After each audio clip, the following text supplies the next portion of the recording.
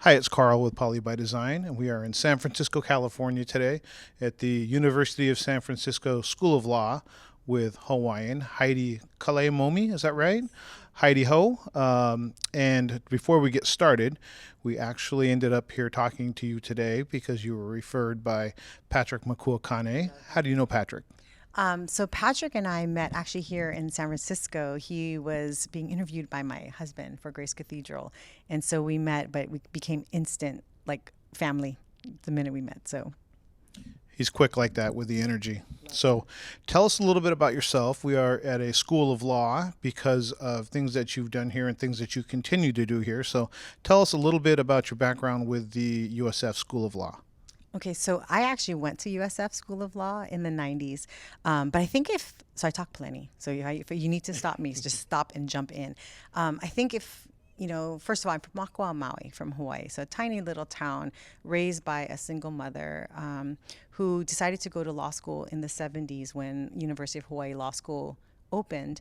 And so in '76, my life was completely dismantled in some ways. She was, a single parent of four children on Maui.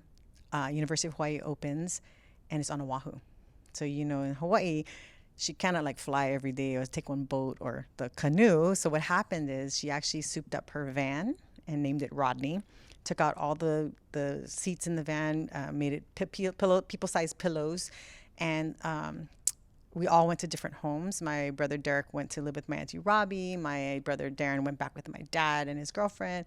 My brother Kyoki stayed with Uncle Bob, and I went with Auntie Priscilla. And instantly, our family kind of exploded. But it shows you really does take a village. And she went and took her van to Oahu and lived outside the law school library and went to law school. And so for me, I think seeing that and seeing that determination in my mother and seeing what the law could do for her. And she always wanted to be a lawyer. And so she did it. And so after her first year, my brother Kyoki and I moved to Oahu as well. And so the law school library became my daycare.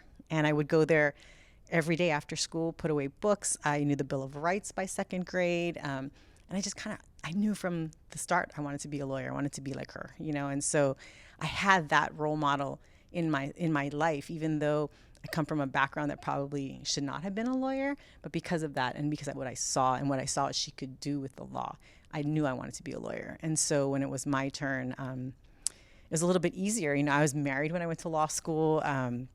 And so I had someone who was taking care of the house, and I didn't have kids, and someone was paying the bills and doing laundry for me, so I could actually be successful in law school. So that probably checks off one of our. Usually at the end of the interview, we say, "Name somebody who's a role model." So you're ahead of us. It's good Yes. having a mother that's willing to pack up and move to chase her dream. For those of the people that aren't familiar with Hawaii, I lived in Hawaii for a while. Talk about the culture shock about moving from a small town in Maui to the big city of Honolulu. Of Honolulu. Okay, so first of all, okay, I think in the most recent or the last census, not the most recent census because I haven't looked at the 2000. I think the 2010 census. There's 8 islands that consist of the state of Hawaii, right? And Maui is one of the islands, and Oahu is the other island. 1.2 million people lived in the state of Hawaii at that time. 1 million lived on Oahu. So to see how, and Oahu, landmass wise, is smaller than Maui. So you had, it was huge. You have freeways. Maui still doesn't have freeways. So it was a complete culture shock. The bus system and everything was just so new and so different for us. It's like LA in the middle of the sea is what I call it. And so it was a different transition. And the '70s was a whole nother transition. It was a perfect time though, in some ways, to be in Hawaii. In Maui, my mom was very involved with Protect Kaho'olawe, and a lot of her classmates and friends from the '60s would come and stay at our house in Maui and stuff. And so when we moved to Oahu, that kind of activism, and I say that in the most positive, wonderful way of being exposed as a child, circling Iolani Palace and singing Hawaii Aloha and just being part of the movement of the Hawaiian Renaissance. Was critical, and it was super formative for me as to what I wanted to do in my life. And the law can do that in so many ways because instead of just being law and order criminal, which is kind of what we all see as the sexy kind of law on TV, majority of our law is regulatory, everything from how hot your water is, when you take a shower, to regulations of time, and the FCC, where what's on the radio and anything like that. So when you talk about like regulations and in this world, that is such a more pervasive area of the law than it is the litigation part of it that we see on TV. We're definitely a society of laws. So you're here in San Francisco. What brought you here? 100% my husband. So him being the dean of Grace Cathedral made us move back to the city. But I do love this place. It's got it's a special place in my heart. We've been here before when I went to law school. So being back here now in a career where I can give back to law students who are kind of struggling. I feel like I went to law school the first time with my mom, the second time on my, for myself, and now I'm back, and my actual office is in a law library still. So it kind of feels like home. What's your favorite part of being involved with the law on different levels, right? So you're talking about seeing your mom go through it, being a student, and now coming back. What's been your favorite part of the journey? I actually enjoy every part. And it's kind of funny. We were talking about this earlier today with my daughter, and how I love every part of the law, whether it's practicing and litigating. So when I practiced, I did immigration, VAWA, Violence Against Women's Act. I did a lot of restraining orders and family law type of law, which nobody wins. It really isn't. It's a hard area, I think, because it's so emotional. But I like the job that I did when I did that. I do love the education aspect of the law. I love being able to show people how education is power, and it comes. It's for everybody. Everybody has access to this. If we can, we should have access to this. So I really love that part as well. So I kind of feel like there's all these different areas of law that I have been able to be a part of, and I hope that I keep enjoying my life and the career that I have. So it's very important for young children to have people to, I guess, model after and see people that look like them, especially young ladies. So if you were to give advice to a young Polynesian lady that was looking to get into law, is there any specific points that you would give to them at, say, maybe if they're in elementary school, that age? Yeah. Okay. Elementary school, any age, call me. I'd love to help anyone who's actually even interested in any area of the law. I think, what I would say is that I'll give a story because it's kind of what I do. Sorry. So when I was in law school, I took a class called Water Law. And it was over at UC Berkeley, actually, because they had a class and USF didn't have a class. I loved it. And I think partly because the law, especially for water law, Hawaii is it's everything in Hawaii. Water is Wai, right? So Waikiki, Waihe'e, Waihole, Wai. Everything is named after our water. And water is hugely important to the fact that the word for wealth in Hawaii is Vai. So water is everything. And when I started to read the case books in this water law class, I realized majority of these cases were from Hawaii because we have a system. So your laws are based on your values, right? What you hold dear to you, and that's what we create. We create protections for what we value. And in Hawaii, that was water. And it has shaped the entire Ninth Circuit where you've got California, Oregon, Washington State, all following certain areas of law that Hawaii actually created in some of these areas. And when we go back in law, we're always like, go back to precedent, go back in time. And Hawaii, we had a Chief Justice who was Native Hawaiian, William S. Richardson, who our law school is now named after in Hawaii. And he went like, okay, we're going to go back precedent, we're going prima hele, which is the land division and what created all the water laws within Hawaii. So kind of powerful in my own way. But anyway, so I became really good friends with our water law professor, and this is really a long turnaround story, but I'm coming back. I became really good friends with him, and so for years he would ask me to come back and give a little talk about what your Kuleana land rights are, what water law, just to give a context of it, because I think if you just read a case, you don't fully understand if you're not part of the culture and you don't understand the language.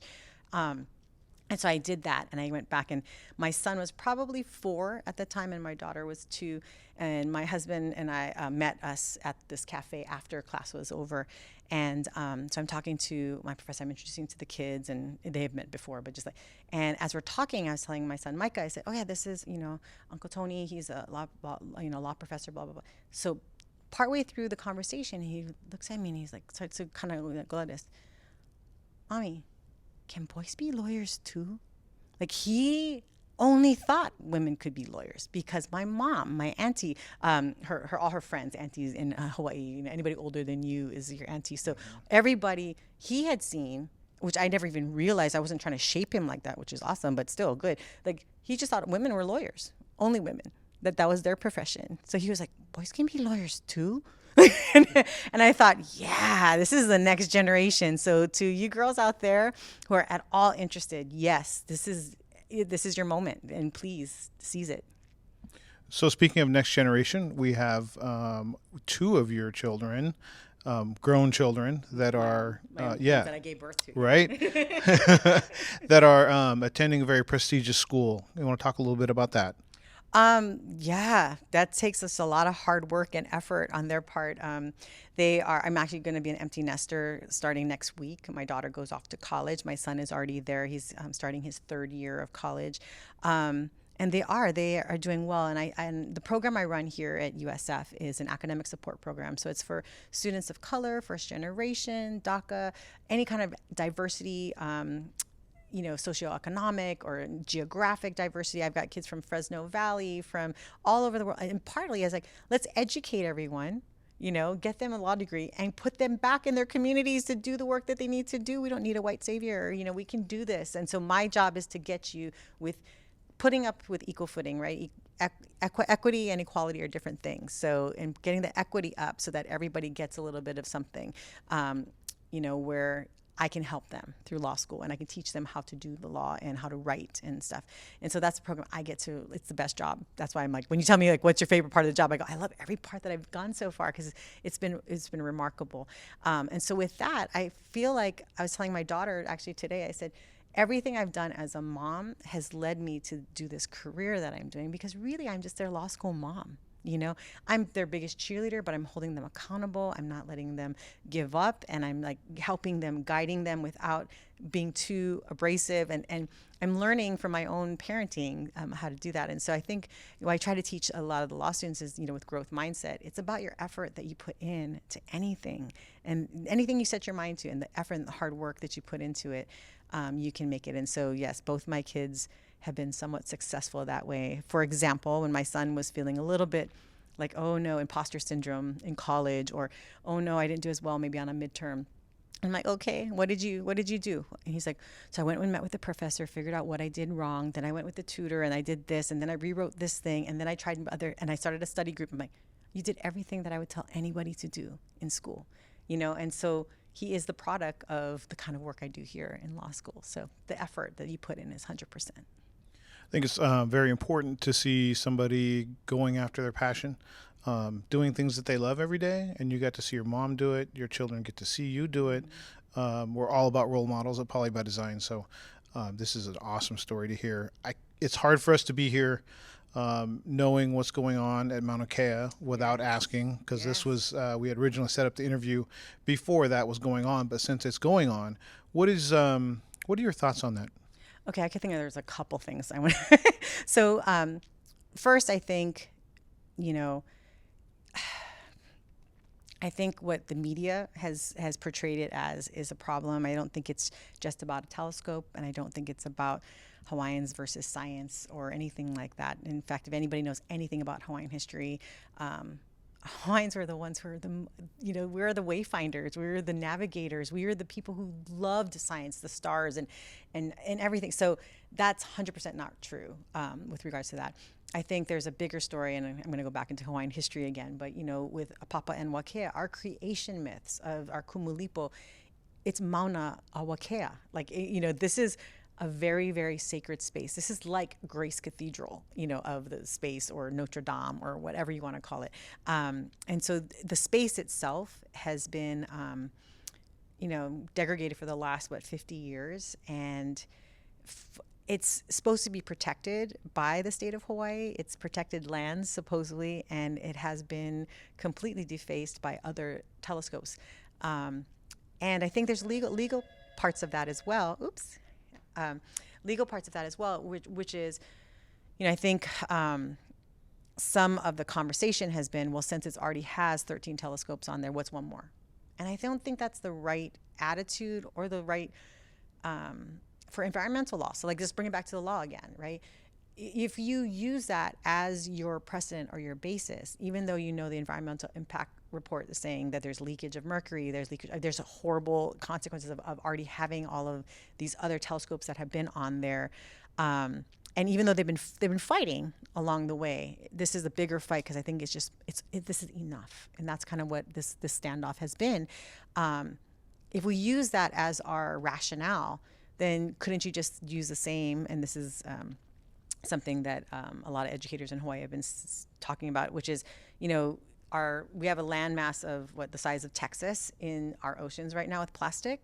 So, all right, the oceans are polluted. Screw it. Let's not do anything more. If you had that basis, that's what you could do even in that level of thought. And I don't think anybody is actually thinking like that, but I think that that's, part of it. The other part is there is a place that is willing to have the telescope and would be just as fine. And so maybe they just should go over there at this part. So I think, and a lot of it has to do more with politics and business. There's a lot of politics within how the state is run, the governor, all that kind of stuff that's involved. It's way bigger than what is actually being portrayed. And I think that if people, would become more educated when they come to Hawaii in particular, I think people say, oh, well, they're protesting, so they're causing traffic and that kind of stuff. Well, if you came here for tourism kind of stuff, you should probably also know what you came for as well as a people and what the people in Hawaii are struggling with day to day and stuff. So. Awesome. So you already put yourself out there that people can get a hold of you if they want to. If there are people that want to learn about what that journey should look like, is there any particular way that you'd like them to get a hold of you if they wanted to get advice from you? Feel free to email me, and I think even my office number is on the USF website. So for sure, they can reach out. Any shout outs? I'm asking a law professor. Any shout outs? Anybody that you want to say hi to before we go? Oh my gosh, my kids, what's up? And all my ASP students and my husband, yeah. Okay. Thank you very much. Thank you.